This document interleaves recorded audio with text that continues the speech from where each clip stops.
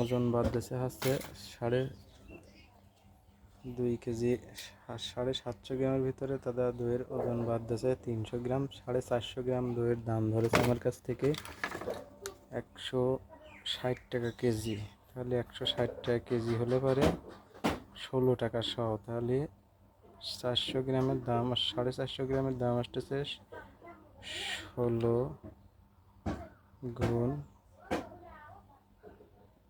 4.5 সমান 72 টাকা যোগ 320 টাকা, তাহলে 392 টাকা।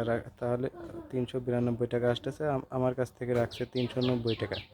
যাক, মোটামুটি তারা দাম ঠিকই রাখেছে আর কি, 2 টাকা কমই রাখেছে। এখন কথা হলো দইয়ের যে উৎপাদন তারিখ এবং মেয়াদ উত্তীর্ণ তারিখ সেইটা বোঝার কোনো উপায় নাই। অ্যাকচুয়ালি তাদের দোকানে যতগুলো দই দেখেছি, কোনো দইয়ের উপরেই সেই রকম কোনো লেখা নাই যে এত তারিখে উৎপাদন, এত তারিখে মেয়াদ শেষ। তারপরেও বিশেষ কথা হচ্ছে যে দইটার যে খাড়া বাড়তেছে, মানে পাতিলের যে ওজন বাড়তেছে 2 কেজি 750 গ্রাম দইয়ের উপরে মাত্র 300 গ্রাম। এখন মোটামুটি কথা হচ্ছে যে এটা খালি করার পরে দেখতে হবে এটার ওজন কতটা বাদ যায়। তাহলে দইটার উপরে এখন প্রধান সমস্যা হচ্ছে উৎপাদন মেয়াদ উত্তীর্ণর কোনো তারিখ নাই। এরপরে হচ্ছে দইটা খালি করার পরে ওজন দিয়ে দেখতে হবে যে দইয়ে হচ্ছে কত গ্রাম তাদের এই যে পাতিলটার ওজন সেইটা আসে আর কি। তারা মাত্র আমার কাছ থেকে বাদ দিয়েছে 300 গ্রাম। তাহলে এই পাতিলটার হচ্ছে 200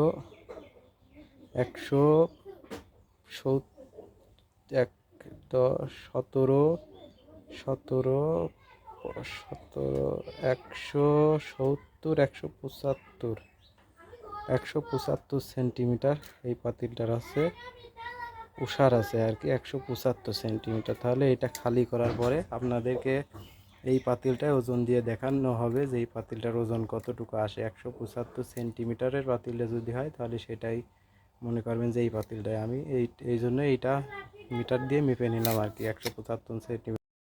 আসসালামু আলাইকুম। আমি গত একটা ভিডিও করেছিলাম বাজার থেকে দই কিনে নিয়ে আসার।